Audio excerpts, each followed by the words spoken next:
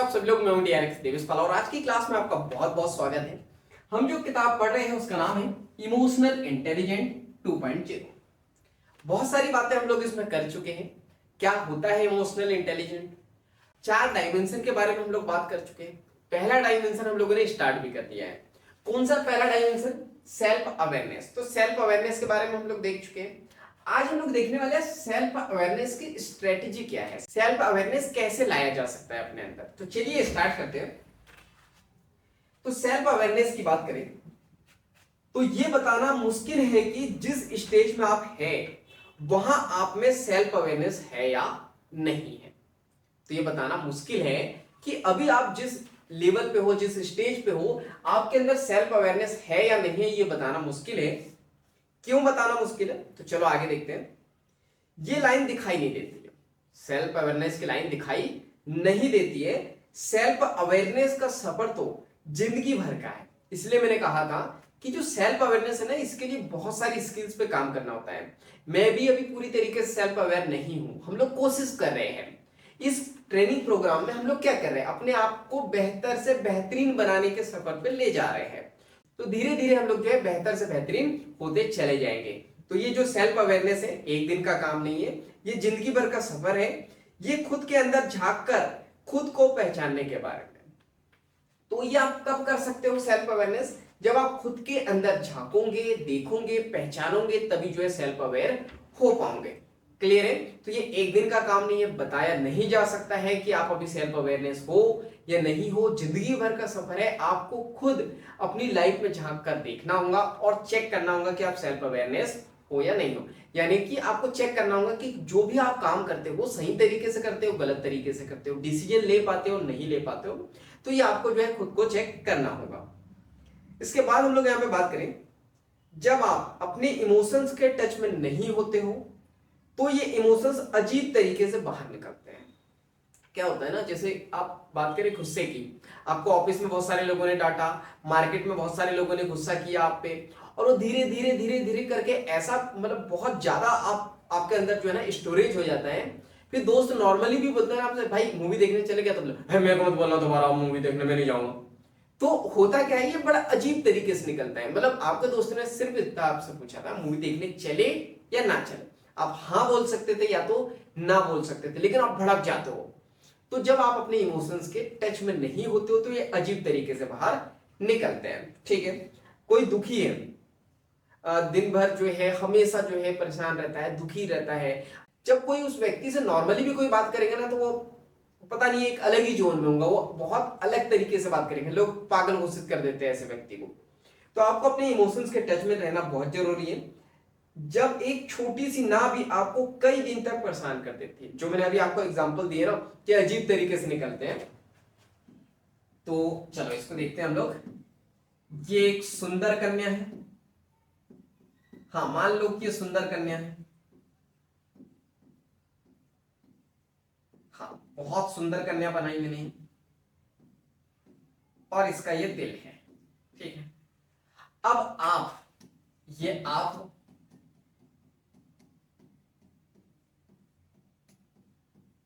या ठीक है, अब आपने इस सुंदर कन्या को कहा आई लव यू बेबी। अब यहां से आंसर आया नो, तो अब क्या होगा? 1 सेकंड लगाया इन्होंने ना बोलने के लिए, लेकिन इस छोटी सी ना की वजह से आप महीनों परेशान रहोगे कि मुझे कैसे मना कर दिया, मैं तो इतना हैंडसम दिखता हूं, मैं तो इतना इंटेलिजेंट पर्सन हूं, मेरे को कैसे मना कर दिया। तो ये जो छोटी सी ना भी जो है ना आपको कई दिनों तक के, कई महीनों तक के परेशान कर सकती है। या फिर जब कोई जरा सी भी गड़बड़ी कर देता है तो भी आपको बहुत ज्यादा गुस्सा आ जाता है। आपने अधिकतर देखा होगा, आप इमोशनली जो है डिस्टर्ब होते हो, आप अपने इमोशंस के टच में नहीं होते हो। आपके घर में शादी है, बहुत सारी टेंशन है। अब आपके घर में ये बेचारा छोटा सा छोटू आया, अब ये काम कर रहा है, मेहनत भी कर रहा है, लेकिन अब हुआ क्या, जैसे ये जो है ना पानी पिला रहा था किसी को, इसके हाथ से ये जो गिलास है पानी का गिर गया। छोटी सी बात है, लेकिन अब आप आओगे और इस व्यक्ति को इतना चिल्लाओगे, इतना चिल्लाओगे, इतना गुस्सा करोगे मानो उसने बहुत बड़ा गुनाह कर दिया हो। तो बोला जाता है कि अपने इमोशंस के टच में रहो, इसको समझो, और अगर आप नहीं समझोगे तो ये बड़े अजीब तरीके से बाहर निकलेगा। देखो छोटी सी गलती पे आपकी पूरी इमेज खराब कर सकता है, छोटी सी ना की वजह से आप कई दिनों तक परेशान रह सकते हो। चलो आगे देखिए हम लोग, यानी कि हमारी फीलिंग आपके किसी सिचुएशन से मेल नहीं खाती। ठीक है, यानी कि आपकी जो फीलिंग है किसी भी सिचुएशन से मेल नहीं खाती। कैसे? देखो ये आपको बड़े सुंदर से, हाँ ये बड़े सुंदर से, अब आपके घर में शादी है, शादी यानी खुशियों वाला माहौल, सब लोग खुश हैं, लेकिन आप इमोशनली इतने डिस्टर्ब हो कि आपको सब लोग आके कहेंगे अरे इतना दुखी क्यों दिख रहे हो, अरे इतना परेशान क्यों, बोले आप मानने को तैयार ही नहीं होंगे, बोलेंगे नहीं नहीं मैं तो बड़ा खुश हूं, एक फेक स्माइल आपके फेस में रहेंगे, मैं तो बहुत खुश हूं। यानी आपकी जो फीलिंग है और जो सिचुएशन है वो आपस में जो है मैच ही नहीं खा रही। यानी आप अपने आप को रिप्रेजेंट करोगे कि मैं खुश हूं, लेकिन आप खुश नहीं रहोगे, और आप लाइफ में जो है ना 10 में से 7 लोगों के साथ यही कंडीशन देखोगे। सिचुएशन कुछ और होती है, फीलिंग कुछ और होती है। लाइफ में जो है ना बहुत सारी परेशानियां दिक्कत रहती है, लेकिन सबको वो ऐसे बताते हैं कि मैं सबसे हैप्पी पर्सन हूं, सबसे ज्यादा खुश मैं ही हूं। आप सोशल मीडिया पे देखोगे, सोशल मीडिया पे जितने भी लोग खुशियों वाली सेल्फी डालते हैं, फोटोएं डालते हैं, क्या लगता है आपको लाइफ में बहुत खुश है वो? नहीं, बहुत ज्यादा परेशान है, लेकिन फिर भी जो उनकी फीलिंग है और सिचुएशन है वो आपस में मैच नहीं खा रही है। लेकिन फिर भी आपको बताएंगे, वो फीलिंग क्या बताएंगे आपको कि मैं बहुत खुश हूं, लेकिन ऐसा होता नहीं है। चलो आगे देखें, सेल्फ अवेयरनेस की बात करें तो आपको खुद के साथ ईमानदार होना पड़ेगा। ठीक है, आप सेल्फ अवेयरनेस पे तभी जो है काम कर पाओगे जब आप खुद के प्रति जो है ईमानदार होंगे। अब ये ईमानदार का क्या मतलब है, चलो इसको देखते हैं। ईमानदार का मीन्स आपको खुद की ऐसी चीजों पर ध्यान देना होगा जो आपको नहीं पता थी। यानी सेल्फ अवेयरनेस का मतलब मैंने पिछले क्लास में भी बताया था कि खुद की फीलिंग को समझना, खुद के साथ समय बिताना, खुद के इमोशंस के साथ समय बिताना पड़ेगा।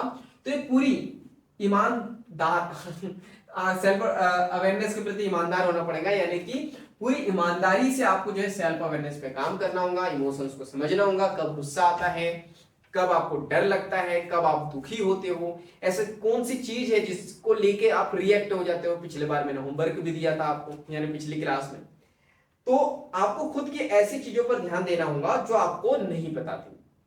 तो जब आप अपने ऊपर काम करोगे तो आपको धीरे धीरे पता चलने लग जाएंगी, तो आपको भी समझ में आ जाएगा कि हाँ मैं ईमानदारी से काम कर रहा हूं, इसलिए अभी तक के जो मेरे को नहीं पता था अब पता चल रहा है। तो अब आप बात करते हैं कुछ एग्जाम्पल्स की। ठीक है, तो पहला आपको गुस्सा चेक करना है कि गुस्सा जो है किन चीजों पे आपको आ जाता है। तो ये भी आपके लिए होमवर्क है, तो ये भी कमेंट्स में मुझे बताना है, किसी भी प्लेटफॉर्म पे बता सकते हो कि गुस्सा आपको क्यों आता है, और आता है तो आप कैसे रिएक्ट करते हो। दूसरा, चीजों को लेकर चीजों को जरूरत से ज्यादा बड़ा कर देना, ये जो है दूसरी प्रॉब्लम।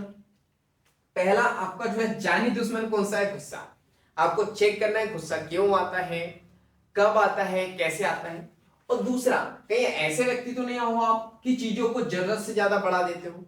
जैसे अभी हम वीडियो शूट कर रहे हैं, अब हो सकता है कि कई बार लाइट चली जाए, या हो सकता है कि माइक निकल जाए, और जिस व्यक्ति ने माइक निकाल दिया, या देखो जबरदस्ती तो कोई गलती करता नहीं है, और अगर वो माइक निकल जाए तो क्या हुआ, छोटी सी बात है, माइक निकल गया, मेहनत है, बहुत मेहनत की थी, इतनी देर से हम लोग मेहनत कर रहे हैं, ना पंखा है, ना एसी है, ना कूलर, कुछ नहीं, मेहनत कर रहे हैं, लेकिन फिर भी अगर माइक निकल जाए तो अब क्या होगा। बात छोटी सी है, लेकिन इसको बहुत बड़ा बनाया जा सकता है। इसको 2-3 दिन तक, अरे उस दिन तो तुमने ऐसा किया था, इस वजह से वीडियो बन नहीं पाया था, तुमने ये किया था, वो किया था।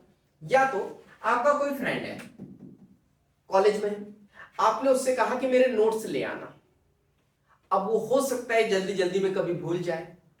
अब आप उसे दिन भर ताने सुनाते रहोगे, दिन भर चिल्लाते रहोगे कि तूने मेरे नोट्स नहीं लाए, तू तो हमेशा ही ऐसा करता है, ये तो बहुत जो है लापरवाह इंसान है, ये है वो है, बहुत सारी चीजें। अगर आप ऐसा करते हो तो अपनी इमेज को, अपनी वैल्यू को खराब कर रहे हो। तो याद रखना है, गुस्से को चेक करो, चेक करो कि बहुत छोटी सी चीज को आप बहुत ज्यादा तो नहीं बढ़ा देते हो, और मुझे कमेंट्स बॉक्स में बताना है। चलो आगे हम लोग देखते हैं नेक्स्ट। चलिए तो अब हम बात करते हैं, अगर आपको सेल्फ अवेयर होना है तो आपको ऑब्जर्व करना है। क्या ऑब्जर्व करना है? आपको ऑब्जर्व करना है द रिपल इफेक्ट। अब ये रिपल इफेक्ट क्या होता है, तो चलो इसको समझते हैं हम लोग, और इसको समझ गए ना आप तो आपकी लाइफ में बहुत सारी प्रॉब्लम सॉल्व हो जाएंगी। ये रिपल इफेक्ट क्या होता है? तो रिपल इफेक्ट की बात करते हैं। ये एक तालाब है, ठीक है, ये तालाब है, कभी आप गए होंगे इसके किनारे, इसमें जो है ब्लू है, पानी पानी पानी वाला पानी रहता है, तो ये है पानी, ठीक है। और अगर आप खुरापाती इंसान हो, थोड़े से जो है मस्तीखोर हो, तो शांत तो बैठोगे नहीं यहां पर, या आप तो आप क्या करोगे, एक बड़ा सा पत्थर लोगे और इस पत्थर को यहां पे डाल दोगे, ठीक है। जैसे ही इस पत्थर को यहां पे डालोगे क्या होगा, यहां पे बहुत सारी रिपल्स बन जाएंगी, या जिसको हिंदी में हम लोग लहरें भी कहते हैं। रियल लाइफ में आपने देखा होगा, और नहीं देखा होगा तो करके देखना। कभी आप जो है पानी में कोई भी जो है पत्थर डाल के देखना, या घर पे आप बाल्टी वगैरह में जो है टब में एक छोटा सा कंकड़ भी डालोगे, ऐसी बहुत सारी लहरें बन जाएगी। तो इसको कहते हैं हम लोग लहरें, या फिर इसको हम लोग कहते हैं यहां पर रिपल, ठीक है। बहुत सारी रिपल्स बन जाती है। अब मैं इससे क्या समझाना चाह रहा हूं, तो यहां पे एक स्टोरी है कि पानी में जब आप पत्थर डालते हो तो लहरें यानी कि रिपल्स पैदा होती हैं। तो इसको एक एग्जांपल से समझते हैं। देखो, ये जो व्यक्ति है ऑफिस का मैनेजर, और ये जो पत्थर है एक पर्सन है, ठीक है। अब इस मैनेजर ने क्या किया, इस व्यक्ति को ऑफिस में सबके सामने बहुत तेज डांट दिया, बहुत तेज चिल्ला दिया। अब क्या होगा, यहां पे और भी लोग होंगे, ऑफिस में बहुत सारे लोग होंगे। अब आप मुझे बताओ, क्या इस बॉस ने या मैनेजर ने इस व्यक्ति को डांटा तो क्या इनमें कोई फर्क पड़ा या नहीं पड़ा? ये व्यक्ति के अंदर भी जो है, ये जो ऑफिस में जितने भी लोग हैं, ये रिपल्स वहां पे, ये जो लहरें हैं ना, जिसको एनर्जी बोला जाता है, ये एनर्जी पूरे ऑफिस में फैलेंगी, और पूरे ऑफिस की जो एनर्जी है वो नेगेटिव हो जाएगी, और सभी लोग जो है अपने फुल पोटेंशियल के साथ काम कर ही नहीं पाएंगे। देखो, डाटा एक को, लेकिन अफेक्ट सारे लोग हुए हैं। क्लियर है? तो याद रखो, जब आप गुस्सा करते हो तो सामने वाले की सेल्फ रिस्पेक्ट तो जाती ही जाती है, आपकी सेल्फ रिस्पेक्ट सबसे ज्यादा डिस्ट्रॉय होती है। क्यों? क्योंकि अब इन सभी लोगों के माइंड में आपके प्रति एक नेगेटिव इमेज बन जाती है, ठीक है। चलिए, तो ये आपको रिपल इफेक्ट समझ में आया होगा कि मैनेजर ने एक एम्प्लॉय को सबके सामने चिल्लाया तो एक रिपल पैदा होता है, और सारे एम्प्लॉय को ये क्या करता है, अफेक्ट करता है। आपके इमोशंस, तो यहां पे बताया जा रहा है, आपके इमोशंस ना सिर्फ आपको बल्कि और लोगों को भी अफेक्ट करते हैं। तो ये याद रखना है आपको कि आपके जो इमोशंस है ये आपको नहीं बल्कि जो है दूसरे लोगों को भी जो है अफेक्ट करते हैं, और आपकी जो सेल्फ रिस्पेक्ट है उसको डिस्ट्रॉय करती है। इसके बाद अपने इमोशंस का दूसरे लोगों के ऊपर पड़े रिपल इफेक्ट को जो है ऑब्जर्व कीजिए। तो अब क्या करना है, अगर आपने कभी गुस्सा किया हो तो इसको ऑब्जर्व करना, पहले कभी किया हो तो, या तो अब करोगे तो, कि अगर आप एक को डांटते हो तो सारे लोग जो है ना आपके प्रति एक अलग ही नजरों से देखने लगते हैं, आपसे डरने लगते हैं। तो इस रिपल इफेक्ट को जो है आपको ऑब्जर्व करना है। यही आज के लिए आपका होमवर्क है। क्या है आपका होमवर्क?